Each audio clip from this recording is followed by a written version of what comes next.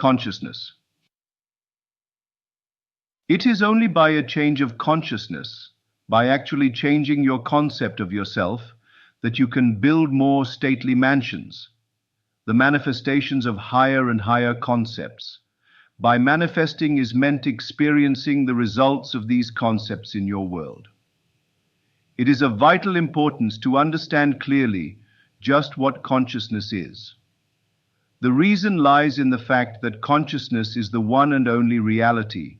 It is the first and only cause substance of the phenomena of life. Nothing has existence for man save through the consciousness he has of it.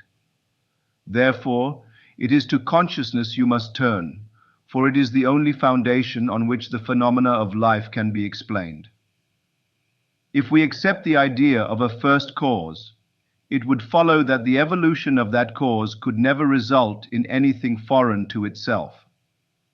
That is, if the first cause substance is light, all its evolutions, fruits and manifestations would remain light. The first cause substance being consciousness, all its evolutions, fruits and phenomena must remain consciousness. All that could be observed would be a higher or lower form or variation of the same thing. In other words, if your consciousness is the only reality, it must also be the only substance. Consequently, what appears to you as circumstances, conditions, and even material objects is really only the product of your own consciousness. Nature, then, as a thing or a complex of things external to your mind, must be rejected. You and your environment cannot be regarded as existing separately. You and your world are one. Therefore, you must turn from the objective appearance of things to the subjective center of things, your consciousness, if you truly desire to know the cause of the phenomena of life, and how to use this knowledge to realize your fondest dreams. In the midst of the apparent contradictions, antagonisms, and contrasts of your life, there is only one principle at work, only your consciousness operating. Difference does not consist in variety of substance, but in variety of arrangement of the same cause substance, your consciousness. The world moves with motiveless necessity. By this is meant that it has no motive of its own, but is under the necessity of manifesting your concept, the arrangement of your mind, and your mind is always arranged in the image of all you believe and consent to as true.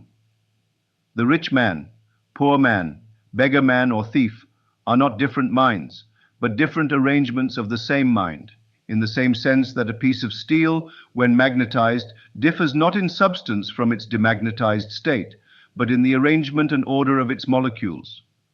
A single electron revolving in a specified orbit constitutes the unit of magnetism.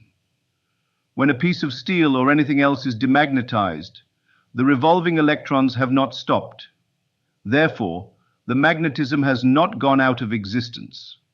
There is only a rearrangement of the particles, so that they produce no outside or perceptible effect.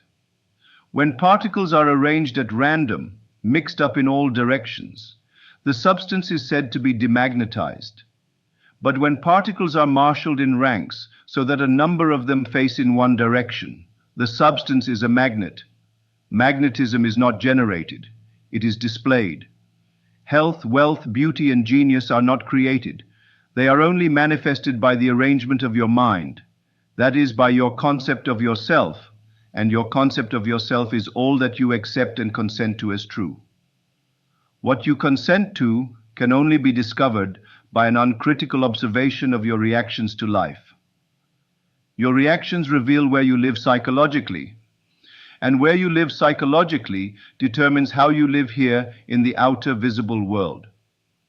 The importance of this in your daily life should be immediately apparent.